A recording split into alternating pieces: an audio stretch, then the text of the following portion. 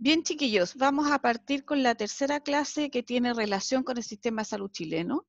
En esta oportunidad vamos a ver algunos esquemas, vamos a repasar algo de las clases anteriores, pero también vamos a aclarar algunas cosas que ya vimos en las clases anteriores. Recuerden que estas clases las tienen disponibles en YouTube para que sigan el canal y así puedan ir viendo y les lleguen las notificaciones cuando se sube una clase nueva. Vamos a ver cuáles son los temas que vamos a analizar ahora.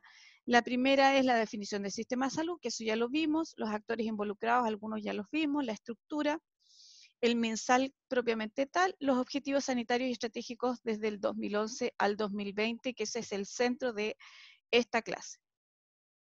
Como definición, esto también lo vimos, solo un recordatorio, el sistema de salud, ¿no es cierto?, de acuerdo a la OMS, el año 2000, lo define como los recursos, actores o instituciones relacionadas con el financiamiento, regulación y provisión de acciones cuyo propósito primordial es mantener la salud.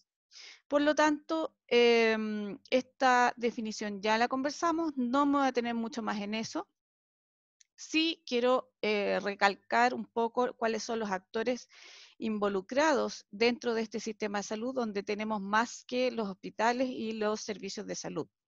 Tenemos al gobierno que se involucra a través de orientaciones y políticas, los gremios de la salud, que también son parte del sistema de salud, el sector privado empresarial, organizaciones de interés por la salud, las iglesias, aunque ustedes no lo crean, las Fuerzas Armadas, las agencias y bancos. Aparte de esto, hay varios más que no se mencionan, pero que la verdad es que la idea de esta lámina es que ustedes se hagan una imagen de que el sistema de salud no solo se compone de hospitales, sino que también de, por ejemplo, los laboratorios que trabajan y surten a los hospitales a través de la Senabas. También son parte del sistema de salud. Como vimos en la clase anterior, y aquí nuevamente está esta lámina donde se les queda atrás las Fuerzas Armadas, pero se habla de ellas un poco más adelante. Tenemos que el sistema de salud chileno es un sistema mixto, combina un sistema público y un sistema privado, y en nuestro país el sistema permite la elección de la persona dónde se va a atender, si en el sistema público o en el sistema privado. Esta lámina la vamos a ir revisando de a poquito. Vamos a ver inmediatamente qué es lo que quiere decir todo esto, ¿ya? Hay 3 niveles en la estructura del sistema de salud. Yo en la clase pasada les mostré otra lámina muy parecida a esta, que tenía solo dos separaciones. Acá aparecen, está un poquito más desglosado algunos actores que participan del sistema de salud, y esto me parece importante volverlo a explicar, ¿ya? Tenemos al Ministerio de Salud propiamente tal, que es el que está arriba del todo, ¿ya? Y desde aquí aparecen los consejos asesores, donde están los gabinetes y están también su consejo asesor, y debajo del Ministerio de Salud, directamente debajo, hay 2 grandes subsecretarías que son las que de alguna manera representan al Ministerio de Salud en los distintos actores que vamos a tener. Tenemos la Subsecretaría de Salud Pública, que tiene que ver con todo lo que es la salud pública propiamente tal, y la Subsecretaría de Redes Asistenciales, que tiene que ver con todas las redes públicas y privadas de atención, ¿ya? Estas subsecretarías la Subsecretaría de Salud Pública y la Subsecretaría de Redes le reportan directamente, si ustedes se fijan y siguen las líneas con atención, al Ministerio de Salud, ¿ya? Debajo de la Subsecretaría de Salud Pública vamos a encontrar 3 elementos grandes, que serían el ISP, la Superintendencia de Salud y la Seremi. Recuerden que la Seremi es la representación de alguna manera del ministerio a nivel regional, ¿ya? Pero la Seremi, además, también le reporta a la Subsecretaría de Redes Asistenciales, porque de alguna forma regula una serie de elementos que lamentablemente aquí no se ven, pero les voy a dejar la lámina en blanco para que ustedes puedan apreciar bien lo que aparece acá abajo. Dentro de la Subsecretaría de Redes Asistenciales vamos a tener los servicios de salud, que es la red, ¿no es cierto? Los servicios nacionales de salud, que es la red propiamente tal, y acá se derivan los hospitales, los CEFAM, ¿no es cierto? Y la CENAVAST, que es la que también responde a la Subsecretaría de Redes, ¿ya? La Seremi, ¿qué es lo que hace? Fiscaliza, como dice acá, si ustedes se fijan, todo lo que queda aquí al medio son entes fiscalizadores. Todos los que quedan aquí arriba son los entes pensantes, como digo yo, ¿ya? Los que generan las políticas, los que generan las normas, y todo lo que queda acá abajo son los que ejecutan o la parte operacional. Como yo les contaba en la clase anterior, lo vamos a ver un poquito más en detalle en la clase de reforma y de marco regulatorio de la salud. La Superintendencia de Salud, ¿ya?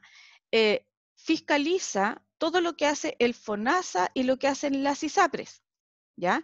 Pero también fiscaliza todo lo que hace los centros hospitalarios o los centros privados, ¿no es cierto? Las Fuerzas Armadas, están también los hospitales, los centros privados de atención, etcétera, etcétera, etcétera.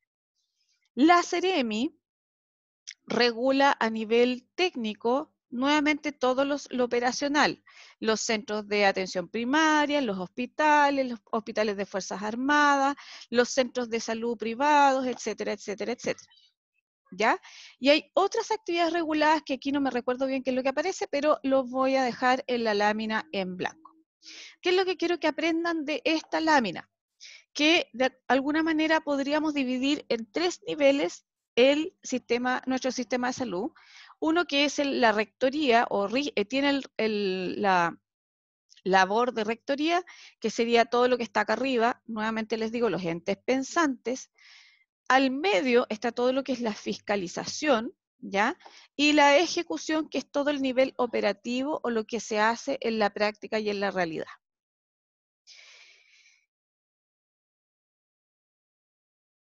De ahora vamos a hablar un poquito en relación a el Sistema Nacional de Servicios de Salud y algunas otras instituciones que también pertenecen al el sistema de salud, ¿ya? ¿Qué hace el Sistema Nacional de Servicios de Salud? Tiene varias líneas de alguna manera. La línea normativa fiscalizadora, ¿no es cierto?, que es el que recibe las normas, las realiza a través de sus expertos y también fiscaliza que esas normas se cumplan. Y esto se reporta al MinSal, ¿no es cierto?, a la Subsecretaría de Salud Pública y a la Subsecretaría de Redes Asistenciales.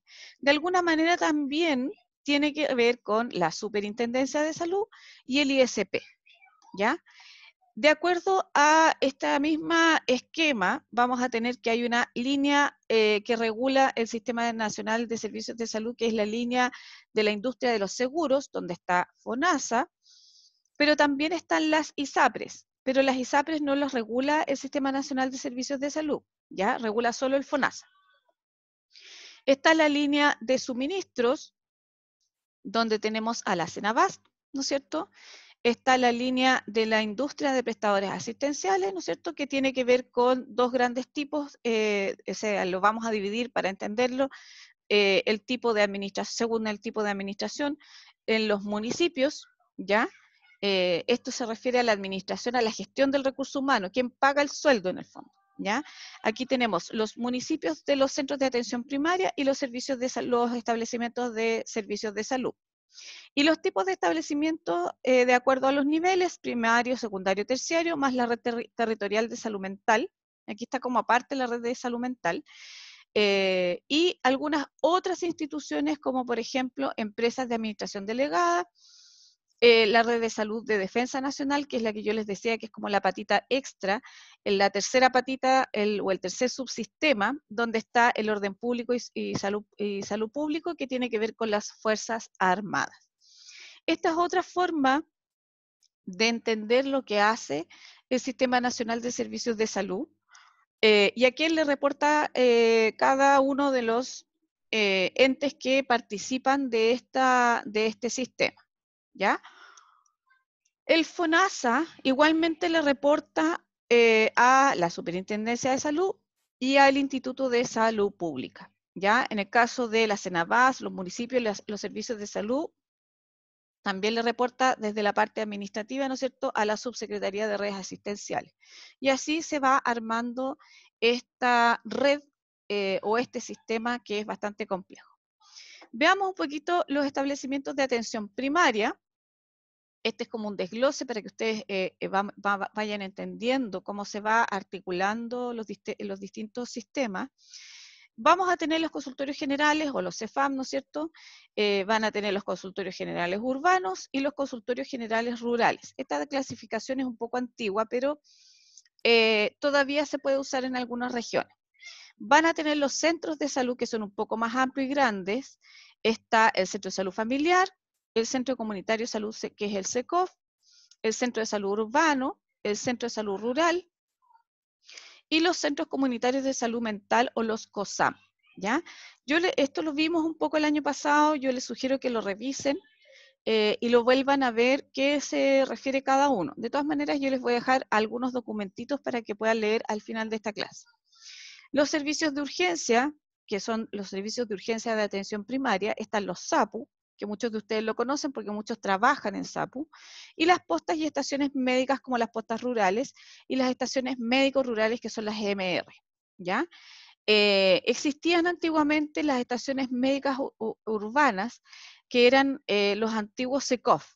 Ahora ya eso se los expliqué el año pasado, se transforma en SECOF y su labor específicamente es desconcentrar la atención, o sea, sacar un pedacito de la atención que se hace en el CEFAM para hacerla en otro lugar geográfico. El MinSal fue creado el año 1959, esto ya lo revisamos. Vimos la misión también, que tiene que ver con formular, fijar de acuerdo con las directivas que señala el Supremo Gobierno, las políticas de salud y dictar las normas y planes generales para el sistema. O sea, tiene su misión de rectoría y de regulación. El organigrama del MinSal, que este es un poquito más claro que el que yo les mostré la vez anterior, está el ministro, ¿no es cierto? El ministro tiene su gabinete, que es digamos, el grupo de personas que lo asesora y lo apoya, y desde el ministro está la Subsecretaría de Redes Asistenciales, la Subsecretaría de Salud Pública, cada una con un subsecretario, y a estas subsecretarías de redes, a estas subsecretarías, quiero decir, le responden los servicios de salud y las Ceremis de salud, ¿ya? Recuerden que los Ceremis son un poco la imagen del ministro a nivel regional. Paralelamente a esto están algunos organismos como la Cenabás, el FONASA, el ISP y la Superintendencia de Salud, que están, digamos, al mismo nivel que las subsecretarías dentro del organigrama y le responden al ministro de igual manera. Estas fotos son un poco antiguas, estos caballeros ya han ido cambiando, ¿no es cierto? Pero básicamente tenemos que entender que existe un ministro, que en este momento es el señor doctor Jaime Mañalich. Está el subsecretario de Salud Pública, que en este momento no me acuerdo cómo se llama este caballero, pero ya no es este caballero, el subsecretario de Redes Asistenciales, que también es un señor que no es este, es otro, que es un ingeniero comercial, ¿ya? Y estos cargos, digamos, un poco para que ustedes se hagan la idea y para qué me sirve esta lámina, es para ilustrar que estos cargos son de confianza del presidente. Es el presidente de la República el que nombra al ministro y es el ministro el que nombra a los subsecretarios. Y por eso que los subsecretarios van cambiando, y si ustedes se fijan al día de hoy, ¿no es cierto?, que estamos a mediados de abril del 2020, estos dos señores ya no trabajan en esos cargos, sino que son otros caballeros que están ahí. ¿Ya?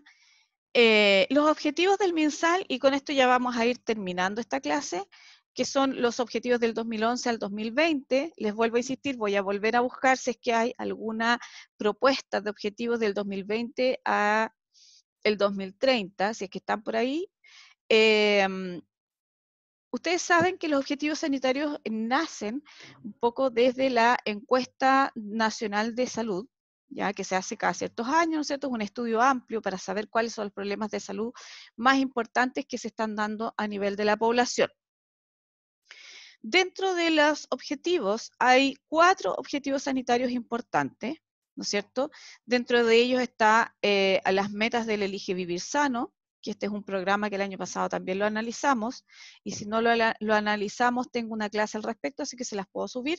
Y están las estrategias de salud, ¿no es cierto?, que establece el Ministerio todos los decenios, ¿ya? Tenemos 4 objetivos sanitarios, de los 4 hay 9 objetivos estratégicos, hay 50 metas y 513 indicadores, ¿ya? Las metas corresponden a los estándares, qué es lo que yo quiero, hasta dónde quiero llegar. Y los indicadores es cómo yo voy a medir que llegué a esa meta. Los nuevos objetivos estratégicos corresponden a objetivos que me van a permitir llegar a cumplir o alcanzar los objetivos sanitarios. Si ustedes lo traspasan al proceso de atención de enfermería, que es como el ejemplo más claro que tienen en este momento, los objetivos sanitarios serían como los objetivos generales, ¿ya? Los objetivos estratégicos serían como los objetivos específicos, ¿de acuerdo? Las metas serían como las actividades que ustedes van a hacer digamos, los indicadores de logro y el cómo lo van a medir, ¿ya? Tenemos 4 grandes objetivos sanitarios para esta década y tenemos dentro de ellos algunos que se mantienen, como mejorar la salud de la población, disminuir las inequidades, aumentar la satisfacción de la población, asegurar la calidad de las prestaciones de salud. ¿Ya? Hay un documento que contiene estos objetivos sanitarios, voy a ver si es que se los encuentro para dejárselos como lectura complementaria. Este es un esquema para que entiendan un poco cómo se articulan los objetivos estratégicos, que serían los OE, ¿no es cierto? Y tenemos 9 objetivos estratégicos, donde tenemos el primero, solo para que ustedes entiendan cómo se organiza esto. Por ejemplo, el primero dice reducir la carga sanitaria de las enfermedades transmisibles y contribuir a bajar su impacto social y económico. Las enfermedades transmisibles, aunque ustedes no lo crean, todavía son un problema, ¿ya? Sobre todo el VIH-Sida, la tuberculosis, las muertes por infecciones respiratorias, que ustedes saben que todos los inviernos tenemos problemas con eso, y mantener y eliminar algunas enfermedades transmisibles, sobre todo las enfermedades de transmisión sexual, ¿ya? Las metas, por ejemplo, para que ustedes se vayan haciendo una idea, tenemos bajar la tasa de 2%, 2 por 100.000 habitantes a 1,2 por 100.000, o sea, van a bajar 8 centésimas, ¿no es cierto?, la tasa de muerte o la tasa de mortalidad por esta enfermedad. Y así con todas las metas que ustedes van a encontrar. Por ejemplo, el objetivo estratégico número 2 dice reducir la mortalidad, la discapacidad y mortalidad prematura por afecciones crónicas no transmisibles, trastornos mentales, violencia y traumatismo. Esto es un poco lo que más van a ver ustedes en la atención primaria. Por ejemplo, personas que requieren hemodiálisis un 10%, ¿ya? Muertes por cáncer, muertes por enfermedad respiratoria, prevalencia de la enfermedad mental, discapacidad, muertes por accidente de tránsito, femicidios, sobrevida de infarto, aumentarlo. Aquí está, ¿qué es lo que quieren? Disminuir, disminuir, disminuir, se fijan en un 10%, un 5%, un 10%, y así van analizando cada uno de los objetivos, de las metas que tiene cada uno de los objetivos estratégicos. El plan desglosado completo es sumamente largo, ya solo se los voy a mostrar, pero lo importante es que tengamos en claro cuáles son los objetivos estratégicos. El primero, que dice relación con disminuir la carga sanitaria de las enfermedades transmisibles y contribuir a su bajo impacto social y económico, tiene relación, vuelvo a insistir, con VIH, tuberculosis, infecciones respiratorias y algunas otras enfermedades infectocontagiosas, como por ejemplo, están acá abajo, la rabia, la malaria, la fiebre amarilla, el dengue, el cólera, poliomielitis, tétanos neonatal, sarampión y rubiola congénita. Y si ustedes piensan, todas las campañas de vacunación y de prevención están orientadas básicamente a estas enfermedades infectocontagiosas, ¿ya? En el caso de las mortalidades por mortalidad, discapacidad y mortalidad prematura, o sea, morbilidad, perdón, por las enfermedades crónicas no transmisibles, ustedes saben que en nuestro país uno de los grandes problemas son las enfermedades crónicas no transmisibles, el cáncer, ¿no es cierto?, y todas las enfermedades cardiovasculares, pero también tenemos la violencia, los traumatismos y los accidentes como una gran carga de enfermedad para el país. Y las estrategias que ustedes van a revisar y las vamos a ver en Comunidades 2 están directamente orientadas a estos porcentajes. Tenemos también reducir los factores de riesgo asociados a la carga de enfermedad a través del desarrollo de hábitos y estilos saludables. Todo esto tiene que ver con prevención y promoción de hábitos saludables como el tabaquismo, el alcohol, consumo de droga, obesidad infantil, mejorar los factores protectores, aumentar la actividad física y aumentar el uso de preservativo, me gusta más esa palabra, en los adolescentes, ¿ya? Tenemos también reducir la mortalidad, morbilidad y mejorar la salud de las personas a lo largo del ciclo vital, y esto tiene que ver con todos los programas transversales de salud, por ejemplo, el control de salud del niño, el control perinatal, las evaluaciones de desarrollo psicomotor, etcétera, etcétera, que tienen relación con algunas determinantes sociales de salud. Por ejemplo, disminuir la mortalidad perinatal, disminuir el rezago infantil, disminuir el suicidio adolescente, disminuir el embarazo adolescente, disminuir las muertes por accidentes del trabajo, disminuir la incapacidad laboral, disminuir la sintomatología del climaterio y disminuir la discapacidad en adultos mayores, ¿ya? Estos dos tienen principalmente componentes de prevención, promoción y fomento de la salud. El objetivo estratégico 5 tiene relación con reducir las inequidades en salud de la población a través de la mitigación de efectos que producen los determinantes sociales y económicos de salud. Nuevamente tenemos los determinantes de salud aquí dando vuelta. Por ejemplo, disminuir la inequidad por posición social y disminuir la inequidad por zona geográfica, ¿ya? Dentro del objetivo número 6, proteger la salud de la población a través del mejoramiento de las condiciones ambientales y de la inocuidad de los alimentos. Esto tiene que ver con la contaminación, con las intoxicaciones alimentarias, manejo de residuos, etcétera, y las áreas verdes en las comunas. O sea, esto tiene que ver principalmente, ¿no es cierto?, con la calidad de vida. Fortalecer la institucionalidad del sector salud, ¿ya? Tiene que ver con reforzar digamos, la plata que se invierte en salud por cada persona, pero también tiene que ver con la infraestructura. Disminuir el gasto de las personas en salud en 20%, o sea que las personas gasten menos plata en salud, ¿ya? Aumentar los servicios de salud sin deuda hospitalaria al 100%, vamos en un 41,4% hasta un 100%, y esto se va a lograr cuando se hagan los hospitales autogestionados, ¿no es cierto?, y que estos funcionen con ese modelo de gestión de buena manera. Y los centros de responsabilidad y todo eso que vamos a ver más adelante. Mejorar la infraestructura de hospitales, mejorar la infraestructura de consultorios, participación en servicios y Seremi, está hablando de participación ciudadana, y pertinencia en derivaciones de pacientes en un 80%, y esto dice relación con no colapsar los sistemas de salud por falta de manejo en el nivel local. El objetivo número 8, mejorar la calidad de la atención en salud en un marco de respeto de los derechos a las personas, ¿no es cierto?, que tiene que ver con la calidad de atención y la satisfacción usuaria, ¿ya? Las listas de espera, los establecimientos acreditados, los fármacos con bioequivalencia, etcétera, etcétera. Y la 9 es la que siempre está presente en todas las objetivos estratégicos, porque es un tema permanentemente contingente en nuestro país: fortalecer la respuesta adecuada del sector salud ante emergencias, desastres y epidemias, con instituciones con planes de riesgo que aumenten al 90%. No hay en este momento subir de 0 a 90, o sea, imagínense, es una tremenda meta, y aumentar hospitales con normas de seguridad a 30, tampoco hay, de acuerdo a lo que dice este informe.